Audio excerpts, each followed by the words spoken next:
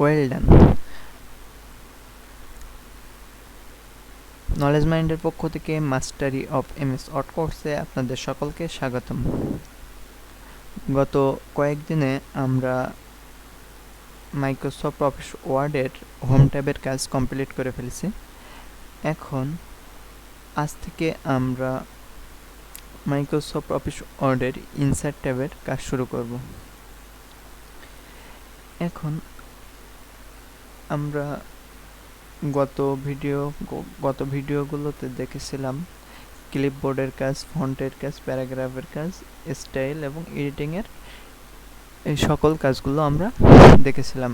আজ থেকে আমরা ইনসার্ট ট্যাবের কাজ শুরু করব। আজকে এই ভিডিওতে আমরা দেখব পেজ কভার,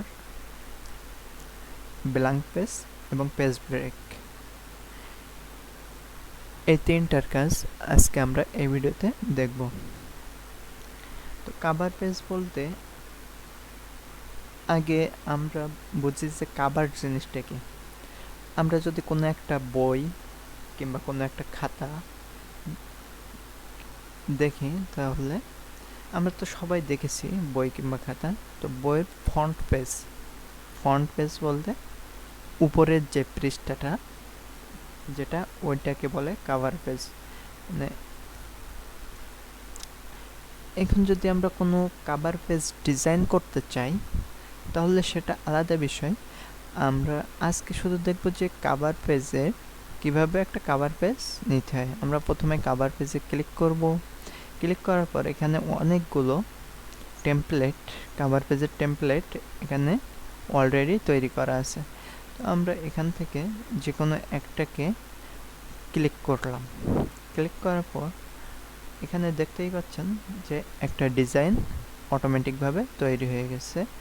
এবং এখানে আমরা যদি এখন লিখতে চাই, এখান থেকে সিলেক্ট করে দিতে চাই কোনো একটা ডেট সিলেক্ট করে দিলাম। তারপর এখান থেকে কোন কি টাইপের, এটা কোম্পানি নেম, কি টাইপের ডকুমেন্ট ডিটেলসে এখান থেকে সবগুলোকে এডিট করা যাবে। এমনকি চাইলেও এই যে পিকচারটা আছে এটাকেও এডিট করা যাবে। তো আমরা এগুলো সম্পর্কে বিস্তারিত জানবো তার আগে আমরা আরও কয়েকটা কভার পেজ সম্পর্কে একটু জানি। এখন এখান থেকে যদি আমরা আরেকটা কভার পেজ নিই তাহলে আপনাদের বিষয়টা আরও একটু ক্লিয়ার হবে। এখান থেকে আরেকটা কভার পেজ নিলাম, নিলে এখান থেকে দেখতে পাচ্ছেন যে টোটাল টেমপ্লেটটা তৈরি হয়ে আছে। এখন এখান থেকে কভার পেজের টেমপ্লেট ছাড়াও আমরা চাইলে নিজেরা কাস্টমাইজ করে টেমপ্লেট তৈরি করতে পারি।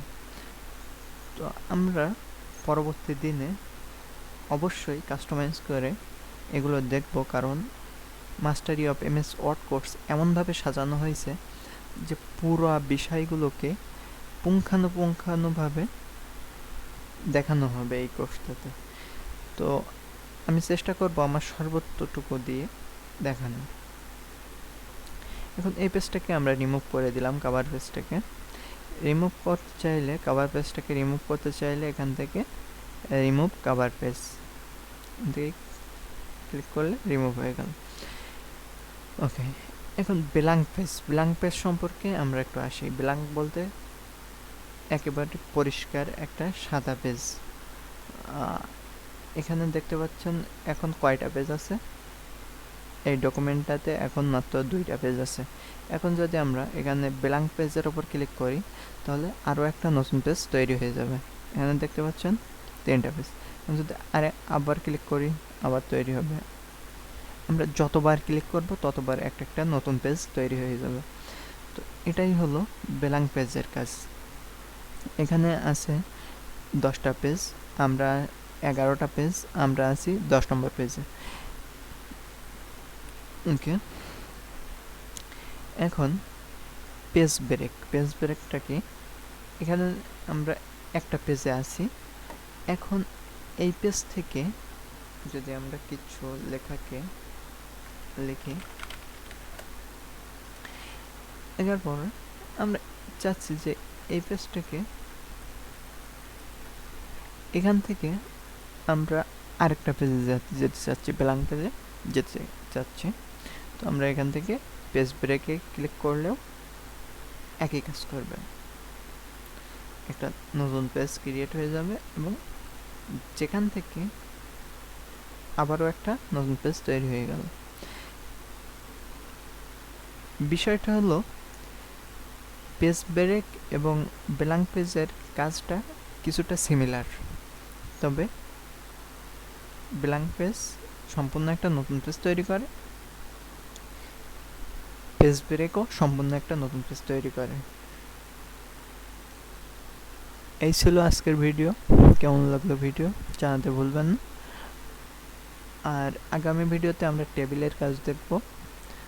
ততক্ষণ পর্যন্ত সবাই ভালো থাকবেন, সুস্থ থাকবেন। আল্লাহ হাফেজ।